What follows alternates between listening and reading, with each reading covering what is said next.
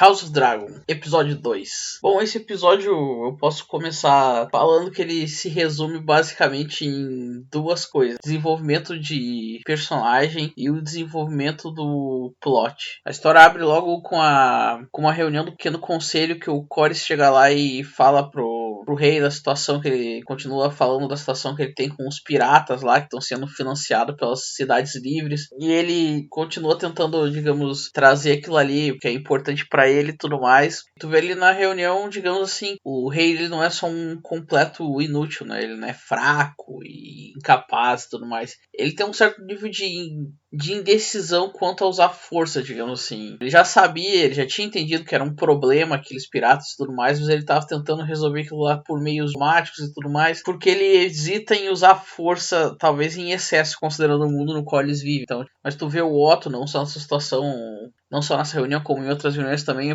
ele tenta manipular a situação para tentar fazer o rei chegar onde ele quer que ele chegue. Então ele é um cara muito mais manipulador. Enquanto, por exemplo, a Serpente do Mar lá, ele é muito mais um homem de ação.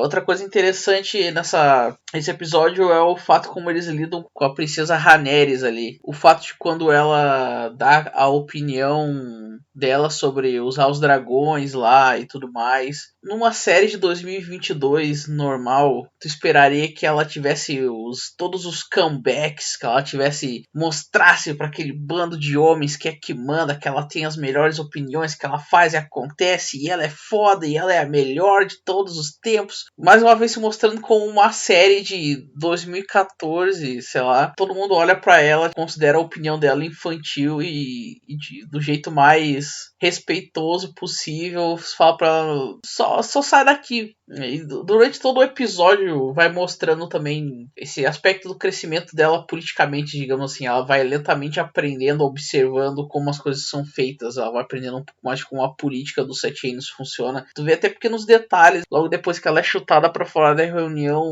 quando ela tá escolhendo o novo membro da Guarda Real, ali escondidinho ali, tipo, eles põem o símbolo das casas que eles estão ali representando, e pra te saber com quem que tu tá lidando ali. Só quem tá em cima do muro ali consegue ver aqueles símbolos que eles põem ali da casa ali, e ela começa a notar aquilo ali. Ela percebe essas pequenas dicas que as pessoas que estão em torno dela estão dando, e é como se... não é como se ela soubesse tudo desde o início, ela fosse incrível, maravilhosa e perfeita. Ela vai aprendendo com o tempo. Depois da cena do pequeno conselho e da Rhaenyra lá escolhendo o novo membro da Guarda Real, logo depois tu tem a cena com a Lady Alicent e o rei Viserys, e eles estão lá conversando, e tu vê como que ela se aproxima dele, e como ela lentamente vai entendendo ele como pessoa e usa isso para se aproximar dele. Ela vai lentamente manipulando os sentimentos dele em direção a ela, né? Vai conquistando a confiança dele e tudo mais. Em vez de só usar o corpo dela, digamos assim, ela é muito mais inteligente. Isso é outra caracterização, né, do personagem dela. E tu percebe como depois também ela faz a própria Rhaenyra confiar nela,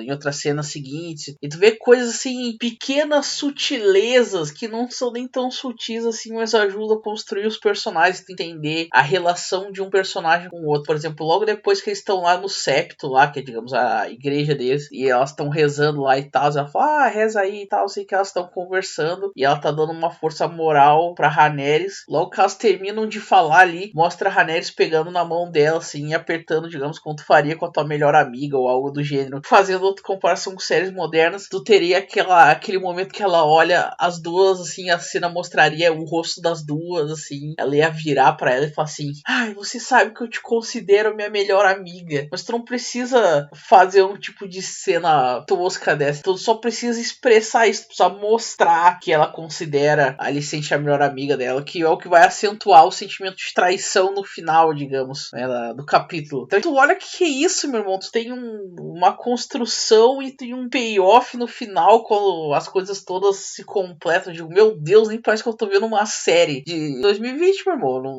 consigo acreditar. Esse capítulo, seu nível de qualidade semelhante ao capítulo anterior, entendeu? Nada demais. O primeiro capítulo deu uma nota 7, mas hoje em dia uma nota 7 é algo espetacular, então espera ver um negócio desse hoje em dia, né, meu irmão? Depois tu vê a cena da Rhaenys e do Corlys conversando com o Viserys, e é exatamente eles fazendo o que a Alicent não estava fazendo. Em vez de apelar, digamos, por emocional do cara e tentar se aproximar dele emocionalmente, eles tentam usar a razão com ele. E tu percebe isso muito bem desde o primeiro capítulo. O Otto, ele sempre consegue fazer um apelo mais, digamos assim, ele sempre dá uma mensagem emocional, assim, de level, né? E as coisas, quando as pessoas tentam ser muito lógica com o Viserys, não funciona tanto. Ou quando as pessoas são diretas, digamos assim. Ele se sente reticente quando as pessoas são muito diretas com ele. Eles fazem tem toda aquela história ali de as casas de Valíria e tal.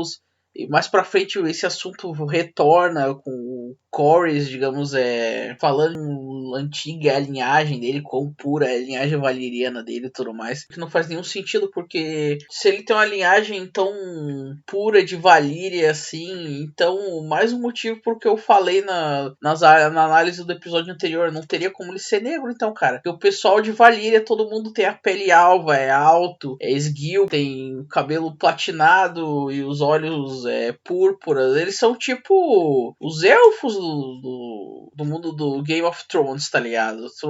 Ainda mais se eles têm tanto orgulho assim da longa história, da longa linhagem valeriana dele, então faz ainda menos sentido. Diz passagem a Rhaenys, a esposa dele, ela tinha o cabelo preto. A mãe dela era uma barata e o pai dela era o primeiro filho do rei lá e tal, era o filho mais velho do rei. No livro ela nasce com o cabelo preto da mãe e o olho púrpura do pai, porque os Baratheon tem essa coisa que várias casas têm essa parada que eles têm uma característica física, geração após geração, ela persiste sempre, o que caracteriza o clã deles, né? Os Lannister são sempre loiro e de olho azul, são sempre bonito, e os Tully são sempre ruivo, e tu tem essa parada dos Baratheon que sempre tem o cabelo preto, até quando eles se misturam com outros clãs também, que são famosos pela cor de cabelo deles, mesmo assim eles nascem com o cabelo preto. Ela é um dos poucos Targaryen que não tem o cabelo platinado, é ela. Bom, mas de qualquer jeito, eles tentam apelar pro lado político, ou pra linhagem deles e tudo mais, e isso é algo que não vai funcionar com o rei Viserys, porque tu percebe que tipo, ele é um cara que tá... O cara tá carente, meu irmão, o cara tá precisando de consolo emocional nesse momento da vida dele, ele amava muito a esposa morre com o filho dele logo depois, algumas horas depois morre também, então tipo, esse apelo, digamos assim, lógico, não vai funcionar com ele, né? Mesmo depois, mais tarde, em outras cenas, ele tenta consultar outros membros do conselho e tudo mais, né? E o único que faz um apelo emocional pra ele é o Otto, né? Mais pra frente na cena que ele tá tratando lá o machucado da mão dele com vermes e tal, e o Otto fala pra ele, eu entendo pelo que tu tá passando, porque a minha esposa também morreu, eu sei como é que é, eu não invejaria estar na tua posição, uma posição muito triste e tal, não sei o que. Tipo, ele põe aquela sementinha do mal ali, tá ligado? Ele já põe aquele negócio na cabeça do cara ali, pro cara querer ser convencido de que ele não vai casar por política, digamos assim. Se ele precisa mesmo casar, ele vai casar com alguém que ele queira casar, no caso. Logo depois tem aquela conversa com as duas princesas lá, a Rhaenys e a Rhaenyra. Toda a conversa é interessante, né? Principalmente que tu tá dentro de uma realidade medieval, digamos. Boa parte do que é dito ali faz sentido. Tirando o finalzinho ali que a Rhaenys fala. A verdade é que todos os homens preferem ver o reino queimar do que ver uma mulher ascender ao trono. E se ela tivesse dito assim, alguns homens, daí ela estaria correta. Mas ela fala como se fosse a maioria da opinião da maioria dos lords dos Sete Reinos. Faz sentido lógico, não é só misoginia, digamos assim. Um lord medieval prefere que o rei dele seja um homem. Mas preferência não quer dizer que eles queimariam o reino pra não ver uma mulher sentada no trono de ferro. Então tu vai ver durante a história do mundo real e dos Sete Reinos também. Tu teve várias rainhas. Na vida real, tu teve ainda mais que em Westeros. Algumas bem famosas, tipo a Rainha Elizabeth, Rainha Victoria. Se tu voltar mais no tempo ainda, tu vai encontrar várias outras rainhas. Olga de Kiev, ou sei lá, Cleópatra. Então, só porque tu tem preferência por motivos práticos para te ter um rei homem, considerando que ela é uma mulher da época dela, Isso é um modernismo. Na época, as pessoas não pensariam dessa forma, tipo, continuando o plot principal da história, tu vê quando o Damon faz todo um teatro para chamar a atenção do irmão dele, né? Ele basicamente ele não quer trair o irmão dele, ele não quer criar uma guerra civil nem nada, ele só quer que o irmão dele, digamos assim, se arrependa e vá atrás dele, basicamente. E no final o Otto sabe que é isso que ele quer. Tu vê que tipo o Otto ele faz aquilo ali para que o Damon e o Viserys não voltem a se reaproximar. Então ele vai lá e ele antagoniza, fazendo isso ele antagoniza o Damon e quase causa uma guerra civil lá e tipo só não acontece nada de errado porque a princesa herdeira vai lá e fala com o tio dela. E, tipo, tu vê ali que nem eu percebe que o Damon, ele, no final, ele é uma família dele. Então, tipo, quando a princesa vai lá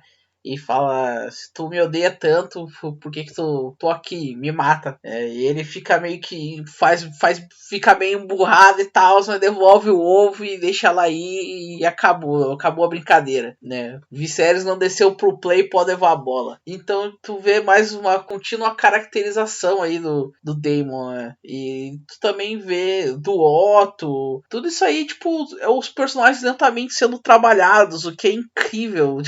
Tu não tem personagens falando um pros outros o que eles são, ou os personagens estão sendo mostrados ao espectador. Isso é algo que deveria ser óbvio, como eu já falei várias vezes, mas eu até me surpreendo com a série de hoje em dia, faço um negócio desse. Depois de ver esses Mandalorian, esses Obi-Wan, essas séries aí da Disney Plus, esses lixos, o cara não consegue acreditar.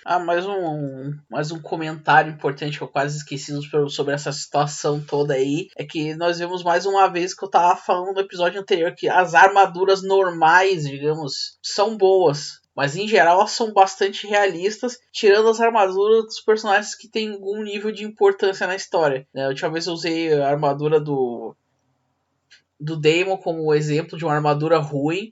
E dessa vez, da última vez eu não tinha percebido tanto, mas agora tipo, teve muito mais foco. Eu vi, nossa, a armadura da Guarda Real também é muito ruim. E o que foi aquela armadura do Otto? O cara é a mão do rei e o cara não consegue fazer uma armadura, comprar uma armadura decente, meu irmão. O que é aquele negócio que só protege a barriga dele, velho? Que é aquilo ali? E, tipo, meu Deus, velho, nossa, vou fazer uma armadura decente, cara, velho. Precisava botar isso pra fora. Eu olhei aquela armadura de meu Deus, velho. Isso aqui não pode, velho. Que isso? Outra pequena reclamação logo depois dessa cena é toda aquela conversa aleatória com a prostituta lá e tal. Tipo, pra quê? Ela não tem nenhuma importância na história, a não ser que os autores vão dar uma importância maior pra ela, ou assim, mas no livro ela para de fazer qualquer importância aí nesse momento. Ela é só uma mulher aleatória que ele pegou pra isso e deu. Talvez aí eles queiram dar uma importância maior pra ela. Como eu falei, o Fire and Blood, né, o Fogo e Sangue, ele é um livro que narra a história dos Sete Reinos, então tu tem detalhes, os personagens mais importantes, principalmente os Targaryens, são descritos e tu tem os acontecimentos históricos que são narrados, são contadas histórias, alguns diálogos que estão presentes em alguma carta que foi mandada de uma pessoa para outra, ou que está num diário, ou coisas assim, porque basicamente é um Meister, digamos que ele é focado em história, digamos assim, e ele está tentando criar um livro de história sobre a dinastia dos Targaryens. Então ele pega e faz essa parada aí ele revisita documentos históricos e cartas que ele tem acesso da época e esse tipo de coisa. Então é possível, eu suponho, tu manter o relacionamento dos dois em algum nível, não vai atrapalhar a história do livro, digamos. Eu não sei, eu achei uma perda de tempo aquilo ali, na real. Já que a gente tava falando de reclamações, outra coisa que eu esqueci de comentar, que é um defeito dessa série, nossas cenas são muito escuras, algumas cenas são super escuras, velho. Dava pra fazer uma cena mais clarinha, né, mano? Principalmente até as cenas que são na rua durante o dia, parece que os caras estão gravando com a iluminação baixa, sei lá. casar. Bom, isso é um detalhe. Isso é um pequeno detalhe que, às vezes, principalmente em cenas durante a noite, às vezes fica até difícil de dizer o que está acontecendo, porque o bagulho é escuro pra caralho. E com a continuidade ali, depois continua vendo o rei conversando sobre casar e procurando conselhos e tal. E os conselhos que são lógicos ou politicamente preferíveis, né, não fazem efeito, né, não conseguem mover o Viserys. Né. Aí a filha dele volta, eles têm toda aquela conversa ali que ela funciona meio que pra se entendem, né? Principalmente a princesa herdeira, finalmente, né, tu vê que ela consegue, principalmente por parte dela, ela consegue entender, mas os dois, isso é algo que acontece com os dois, né? Mas principalmente por parte dela, ela consegue entender melhor o pai dela e tudo mais. E aí que tu tem a cena final a penúltima cena, né, que é o conselho quando ele decide anunciar com quem ele vai se casar. E ele anuncia que é a filha do Otto, que é a mão do rei. É uma escolha que não agradou ninguém, digamos assim. Principalmente tu vê ali a filha dele, que é toda parada ali. E obviamente tem a parte que ela se sente traída ali pela melhor amiga dela, né? A Rhaeris lá se sente traída pela Alicente ali e tal. Mas também em parte um pouco, eu sinto pelo menos ali que eles tentaram passar, um pouco ela se sente traída também pelo pai dela. Porque toda a parada que ele precisava se casar, porque é importante politicamente, e no final ele não escolheu ele não fez a melhor escolha política. Ele fez já que ele era obrigado a se casar, ele fez uma escolha. No final, ele fez uma escolha mais sentimental que política. O Sea Snake, né? A serpente do mar ali, o cara também não curte a situação e ele vai embora. Tu vê que ele fica meio até quase o Viserys, até que tipo, não entende. Tipo, obviamente, provavelmente ele entende ali porque que a serpente vai embora, né? Mas ele fica meio confuso porque que a filha dele fica puta na cara até, né? Então o Viserys é um cara, tipo, ele não saca muito dessas paradas, né, meu irmão? Mas ele, apesar de ele não ser um cara completamente incompetente e tudo mais, ele também é um cara muito sagaz também, né? O Otto, obviamente, né, também demonstra uma certa arrogância ali também, porque com o rei casando com a filha dele, ele vai ter uma ascendência política ali, né? Essa última cena, digamos assim, quem rouba a atenção de novo é o Daemon, né? Principalmente por aquela última frase ali que ele fala: eu posso falar mal do meu irmão, mas tu não. Tipo, não te vê que realmente ele tá sempre reclamando da família dele, tá sempre falando mal da família dele e tudo mais. Mas ele faz essas coisas, não é pra tentar destruir o irmão dele, alguma coisa assim. Ele só quer chamar atenção, digamos assim. Ele só quer que o irmão dele, eu não sei, dependa dele ou algo do gênero, né? Ele não tem nenhuma inimizade pelo irmão dele. Nessa cena, uma crítica que eu tenho muito forte ali é do lore, né? Que a casa do Valerians, a casa dele, tipo, é meio difícil de dizer que a casa deles tem uma história tão antiga ou mais antiga que a do Targaryen. Eu acho que até comentei isso no primeiro vídeo, mas eles são, tipo, de uma família menor. Por isso seriam, tipo, a baixa nobreza, ou talvez até menos que isso. Eles mal poderiam ser considerados nobres de mínima importância em Valíria, digamos. Tipo, para ser considerado uma casa com qualquer nível de importância em Valíria, tu teria que ser uma casa de cavaleiros de dragão, né, digamos assim. Então mesmo os Targaryens sendo cavaleiros de dragões, eles não eram uma das casas mais poderosas e mais importantes, e eles eram cavaleiros de dragão, tipo, então a casa, tu não pode dizer que a casa dos Valerion, casa com uma longa história, não sei o que, ao contrário dos Targaryens que vieram para Westeros, porque a filha do líder da casa na época teve uma visão da ruína de Valyria. Na época até os Targaryens foram considerados covardes e tal, porque as grandes casas de Valyria acharam que eles estavam fugindo. É porque, tipo, Valyria na época do seu grande poder e tudo mais, o que tu vê em Game of Thrones não é nada perto do nível de jogo político que tu tinha dentro de Valíria, digamos. Então foi considerado que eles fugiram de Valíria para fugir do jogo dos tronos, digamos, da velha Valíria. Então, tipo, já a casa do Sea Snake, tipo, ela veio parar na costa de Westeros, basicamente porque não tinha muito o que fazer, tá ligado? Tipo, eles não tinham nenhum poder real lá. Então eles vieram pra Westeros por motivos de pragmatismo mesmo. Tipo, eles nunca foram uma casa tão importante assim. Como eles eram de Valíria também, eles sempre tiveram uma aliança, uma proximidade com a casa Targaryen e tudo mais. Mas eles não têm uma tradição tão grande assim, ou qualquer coisa do tipo. Isso aí é meio que um Miguel ali que o personagem realmente acredita nisso. Se o personagem realmente acredita nisso, então tá indo contra o lore do livro, o lore do Game of Thrones. Mas, bom. E aí tu tem aquele final ali mostrando que, tipo, ó, o próximo episódio vai ter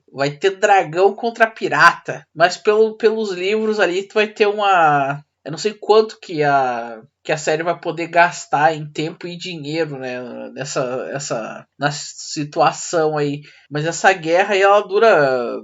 Que a Serpente e o Daemon se juntam pra matar esses malucos aí. Essa campanha dura acho que quase 2 anos ou algo do gênero. Então eu não sei quanto tempo eles vão querer. Provavelmente vai ter algum time skip depois disso, ou sei lá, não sei. Vamos ter que ver pra saber. Mas é isso. Né, o Daemon e o Viserys, pra mim, continuam sendo os melhores atores ali, são os personagens mais bem atuados aí. O Otto e a Serpente tiveram algum destaque também, a atuação deles nesse episódio, mas eu ainda acho que não chega nem perto do Viserys e do Daemon, pelo menos pra mim. E de resto, bastante semelhante com antes, o nível de produção e tudo mais. Minhas principais reclamações foram com aquela armadura do Otto, ou as coisas serem muito escuras, ou alguns elementos do lore ali que são passados por cima, ou são exagerados ou mudados em ocasiões. Alguns modernismos ali, mas esses modernismos eles não me ofendem tanto, eu mais explico para quem tá assistindo, né? Porque as pessoas elas têm essas noções erradas, digamos assim, das pessoas medievais, mas no livro faz parte. O George Martin põe muitos desses diálogos assim dessas princesas ou essas mulheres da alta nobreza de Westeros e tal, que vira e mexe se veem depostas ou algo assim porque elas são mulheres. Então tem muitos desses modernismos também. Mas geralmente nos livros são tratados, pelo menos eu tenho a impressão que são tratados de um jeito melhor. E tu tem alguns casos de mulheres que sabem, digamos, usar suas habilidades femininas para, mesmo que elas não tenham o título, no final é elas que mandam, né? No livro tem vários desses casos assim também nos livros. Né? Elas controlam o marido, ou controlam os filhos ou algo do gênero. Além de ter mulheres que realmente governam, né? As rainhas de Dorne são famosas, né? Mas tem também em Westeros mulheres que são importantes e tal. Mesmo durante a dança dos dragões, que é a guerra civil que vai acontecer mais pra frente, por exemplo, a líder do ninho lá, dos Arryns lá, que é uma das grandes casas de Westeros lá, é uma mulher à época, né? Então, mas é isso. Essas são minhas reclamações, muita coisa continua a mesma, na minha opinião, no quesito de qualidade. Da minha avaliação geral, pra mim, continua a nota 7. É bom, até, tu pode até dizer, muito bom talvez. Mas o que surpreende é que tu seja capaz de fazer uma série boa em 2022, meu irmão. Esse é o mais surpreendente de tudo isso. Tu vê, pessoal, cenas que duram mais do que 6 minutos, 5 minutos, sei lá. Algumas cenas se arrastam por quase 10 minutos e tu fica ali prestando atenção na cena, que tudo tá acontecendo, o diálogo, as expressões dos personagens, tu fica, meu Deus, as pessoas estão atuando, alguém escreveu um diálogo decente, eu não acredito que isso está acontecendo no ano de Nosso Senhor 2022, né? Mas é isso, nota 7. Então, meus amigos, vão com Deus ou fiquem para sentar no colo do capeta.